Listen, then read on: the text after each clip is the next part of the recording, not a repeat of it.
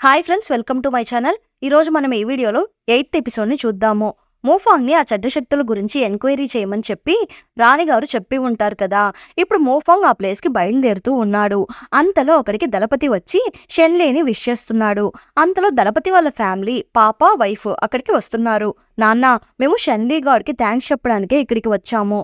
తనే మమ్మల్ని ఈరోజు ఆ చెడ్డ శక్తుల దగ్గర నుండి కాపాడారు అని చెప్తూ ఉంటే అది విని షెన్లీ, పర్లేదు, అది నా బాధ్యత అని అంటూ ఉంది.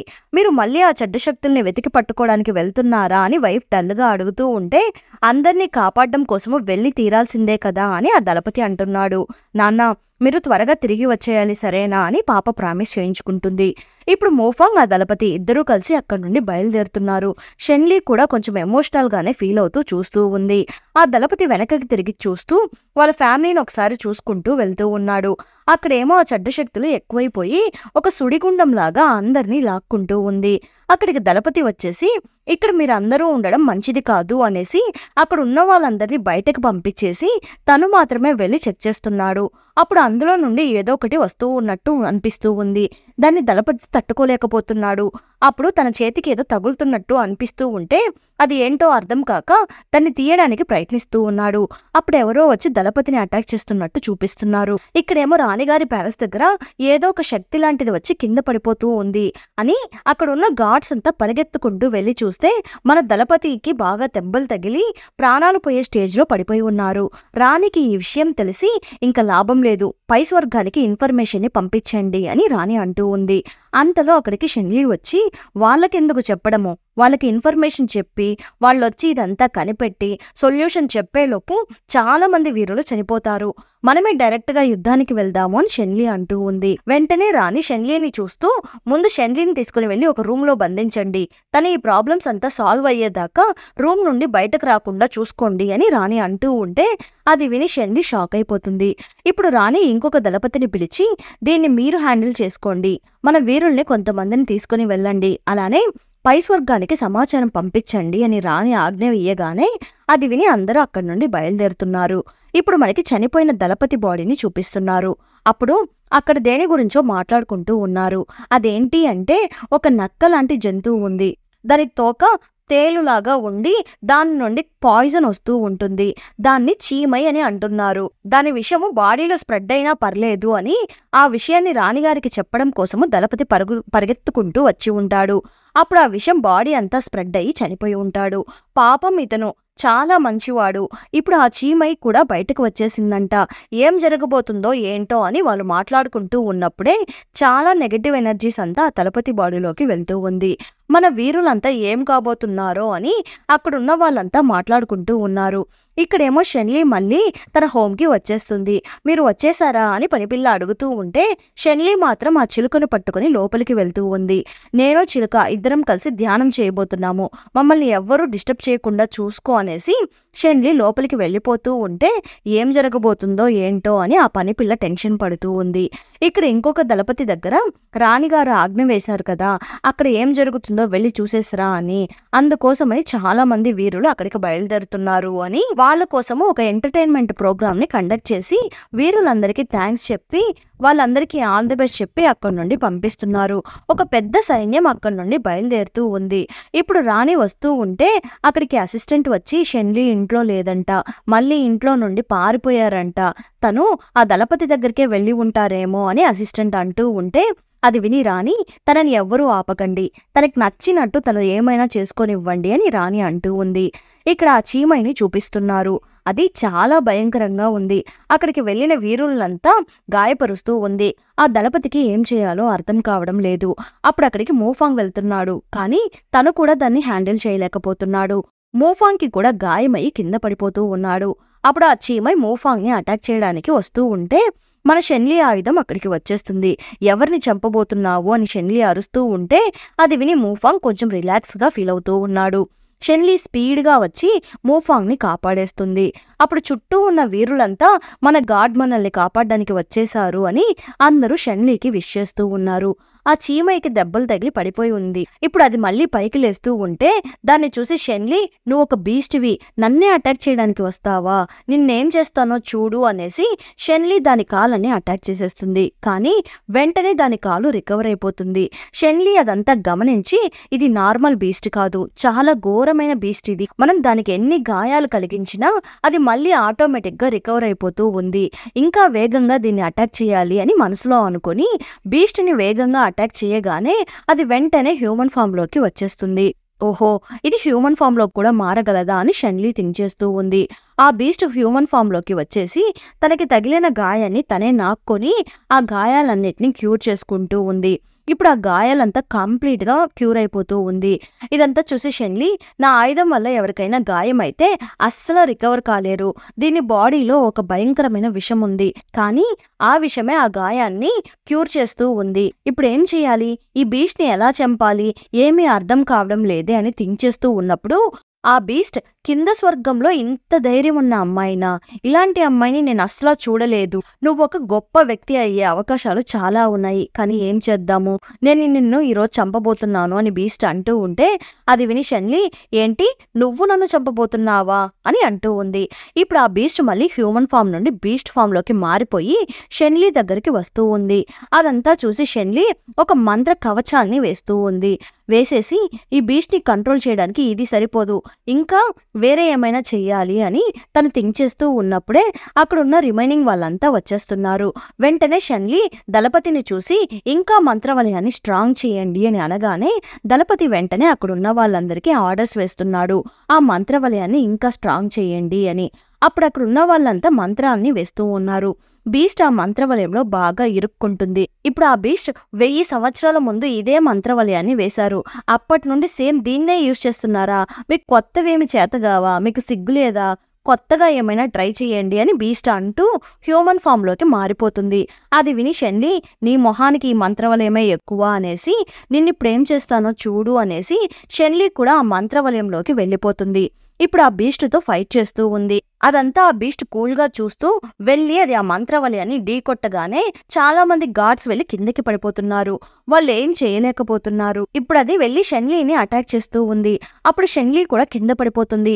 ఆ బీస్ట్ కి తోకలో విషం ఉంటుంది కదా, దాన్ని యూజ్ చేసి షెన్లీని అటాక్ చేయడానికి వస్తూ ఉంటే అంతలో మూఫాంగ్, నన్ను కాపాడిన మీకు నేనేమి కానివ్వను అనేసి మూఫాంగ్ వచ్చి అడ్డుపడిపోతున్నాడు. అది మూఫాంగ్ బాడీలోకి స్ప్రెడ్ అవుతూ ఉంది. మీకేం కాలేదు కదా అనేసి తను కళ్ళు తిరిగి పడిపోతున్నాడు. దాన్ని చూసి షెన్లీ, మూఫాంగ్ నీకేమైంది అని అడుగుతూ ఉంది.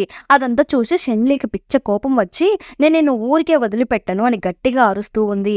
అప్పుడు తన బాడీ నుండి చాలా పవర్స్ వస్తూ ఉంది.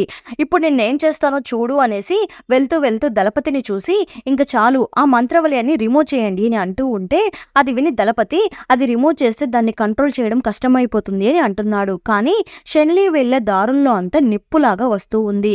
అదంతా చూసి దళపతి, షెన్లీ మేడంకి బాగా కోపం వచ్చేసినట్టు ఉంది, ఇంకా తనని ఎవ్వరూ కంట్రోల్ చేయలేరు, అందరూ వెంటనే ఆ మంత్రవలయాన్ని రిమూవ్ చేయండి అనగానే అందరూ ఆ మంత్రవలయాన్ని రిమూవ్ చేసేసి వెళ్లి కింద పడిపోతున్నారు. నా వీరుల్ని ఇంతగా గాయపరుస్తావా, ఇంక నిన్ను ఊరికే వదిలిపెట్టను అనేసి తన ఆయుధాన్ని తీసుకొని బీస్ట్ నోట్ లోపలికి వెళ్ళిపోతూ ఉంది.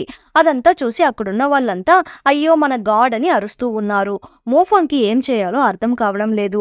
పాపం తన హెల్త్ కూడా బాగలేదు, కానీ నెమ్మదిగా లేచి ఆ బీస్ట్ దగ్గరికి వెళ్తూ ఉన్నాడు. ఇప్పుడు షెన్లీ బీస్ట్ పొట్టలోకి వెళ్ళి సైలెంట్ గా చూస్తూ, నిన్ను నేను ఊరికే వదిలిపెట్టను అనేసి ఒక మంత్రాన్ని వేసి ఆ బీస్ట్ ని పేలిపోయేలాగా చేసేసి షెన్లీ బయటకు వచ్చేస్తుంది. అదంతా చూసి అక్కడున్న వాళ్ళు, చీమై కంప్లీట్ గా నాశనం అయిపోయింది, మన గాడ్ మనల్ని కాపాడేశారు అని అందరూ అరుస్తూ ఉన్నారు. లార్డ్ షెన్లీ వర్దిల్లాలి వర్దిల్లాలి అని అంటూ ఉన్నారు. మన షెన్లీ బాడీ నుండి ఎనర్జీ అంతా కంప్లీట్ గా తగ్గిపోతుంది. కరెక్ట్ గా అప్పుడు అక్కడికి ఎవరో వస్తున్నారు అని తిరిగి చూస్తూ ఉంటే మన షెన్షీ కూల్ గా వస్తున్నాడు. షెన్షీని చూడగానే మన షెన్లీకి ఏమీ అర్థం కావడం లేదు, ఇది మన షెన్షీనేనా అని చూస్తూ ఉంది. ఆల్రెడీ మన మూఫాంగ్ షెన్షీని భూలోకంలో చూసి ఉంటాడు కదా, మూఫాంగ్ కూడా కొంచెం కన్ఫ్యూజ్ అవుతూ చూస్తున్నాడు. మన షెన్లీకి షెన్షీ ఎప్పుడు షెన్లీ తినడానికి రా అని పిలుస్తూ ఉంటాడు కదా, అది మాత్రమే గుర్తుకు వస్తూ ఉంది. షెన్షీ, నేను నిన్ను బాగా మిస్ అయ్యాను, నువ్వు వండిన ఫుడ్ని తినాలనిపిస్తూ ఉంది, నేను బాగా నిన్ను మిస్ అవుతున్నాను అనేసి షెన్షీని టచ్ చేయడానికి దగ్గరికి వెళ్తూ ఉంది. కానీ బాడీలో ఎనర్జీ లేకపోవడంతో కళ్ళు తిరిగి మన హీరో మీదనే పడిపోతూ ఉంది. ఇప్పుడు షెన్షి నీకేం కాలేదు అని నెమ్మదిగా తన తలని నిమురుతూ ఉన్నాడు. దళపతి షెన్షి దగ్గరికి వెళ్ళి మీరెవరో మాకు అర్థం కావడం లేదు. మిమ్మల్ని ఆ పై స్వర్గంలో వాళ్ళు పంపినట్టు ఉన్నారు. కానీ ఈ అమ్మాయికి ఆల్రెడీ ఎంగేజ్మెంట్ అయిపోయింది. తనని మీరు ఇలా పట్టుకోవడం కరెక్ట్ కాదు. మా దగ్గర ఇవ్వండి, మేం తనని తీసుకుని వెళ్తాము అని అంటున్నాడు. మీరెవరు అని వాళ్ళు అడుగుతూ ఉంటే నేను ఆదిదేవుడు షిన్షిని అని షిన్షి కూల్గా చెప్తున్నాడు. ఓహో, మీరు ఆదిదేవుడా అని అందరూ షాక్ అయి చూస్తున్నారు. నేను తనని తీసుకుని వెళ్తాను అనేసి హీరో తనని సైలెంట్గా తీసుకుని వెళ్తున్నాడు. అక్కడున్న వాళ్ళందరూ షాక్ అయిపోతున్నారు. ఇప్పుడు మన షెన్లీకి ఒక డ్రీమ్ వచ్చినట్టు ఉంది. అందులో తను హీరో మీద వాలిపోయి ఉంటే నీకు బాగా టయర్డ్గా ఉందా అని హీరో అడుగుతూ ఉంటే లేదులేండి పర్లేదు అని షెన్లీ అంటూ ఉంది. సరే ఉండు, నీకోసం ఫుడ్ ప్రిపేర్ చేసి తీసుకొని వస్తాను అనేసి హీరో అక్కడ నుండి వెళ్తూ ఉంటే వెళ్ళకు వెళ్ళకు అని అరుస్తూ షెన్లీ ఇక్కడ కళ్ళు తెరిచి చూస్తే తను ఒక గూడారంలో ఉంది. పక్కన ఒక అసిస్టెంట్ నిలబడుకుని ఉన్నాడు. నన్ను కొంచెం పైకి లేపు అని షెన్లీ అడుగుతూ ఉంటే ఒకరు వచ్చారు కదా, తను మిమ్మల్ని పైకి లేవకుండా చూసుకోమని చెప్పాడు అని అంటున్నాడు. పాపం హీరోయిన్ కాళ్ళకి ఒక పెద్ద కట్టు కట్టేసి ఉంచారు. సరే మూఫాంగ్ బాగున్నాడా అని షెన్లీ అడుగుతూ ఉంటే ఉండండి ఇప్పుడే తనని తీసుకుని వస్తాను అనేసి అతను భయపడిపోయి అక్కడి నుండి పరుగులు తీస్తూ ఉన్నాడు.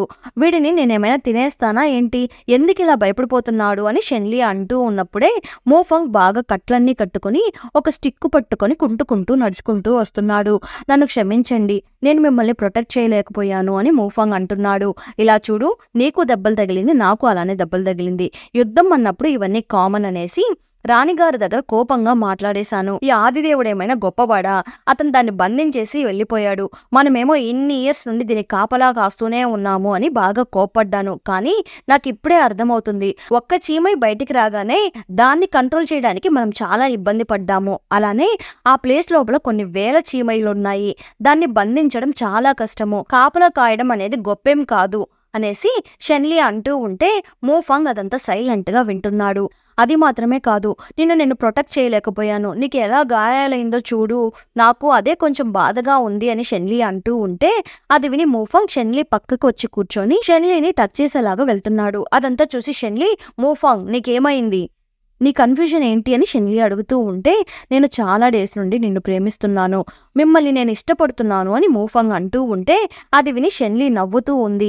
ఏమైంది నీకు, పిచ్చిగిచ్చి ఏమైనా పట్టిందా, లేక నీ బ్రెయిన్కి ఏమైనా దెబ్బలు తగిలిందా అని అంటూ ఉంది. అది విని మూఫాంగ్ లేదు, నేను మిమ్మల్ని చాలా డేస్ నుండి ఇష్టపడుతూ ఉన్నాను అని అంటున్నాడు. దానికి షెన్లీ ఇది నా ఆజ్ఞ, నన్ను నువ్వు మర్చిపోవాలి, ఇది ఎప్పటికీ జరగదు అని షెన్లీ అరుస్తూ ఉంది. నన్ను క్షమించండి అనేసి మోకాల మీద నిలబడి షెన్లీకి సారీ చెప్తున్నాడు. కరెక్ట్గా అప్పుడు లోపలికి వెళ్ళకండి అని దళపతి చెప్తూ ఉన్నా వినకుండా మన హీరో లోపలికి వెళ్ళిపోతున్నాడు. హీరోని చూడగానే మన షెన్లీ ఎమోషనల్గా ఫీల్ అవుతూ ఉంది. నేను ఈ అమ్మాయిని చెక్ చేయాలి అనేసి షెన్లీ దగ్గరికి హీరో వస్తూ ఉంటే మీరు భూలోకానికి వచ్చారా, భూమి మీద సేమ్ మీలాగే ఒక మనిషి ఉన్నారు, అతన్ని మీకు తెలుసా అని అడుగుతూ ఉంటే అది విని షెన్షి ఏమో అదంతా నాకు తెలియదు అని అంటున్నాడు. అది విని షెన్లీ కంట్లో నుండి కన్నీళ్లు కారిపోతూ ఉంది.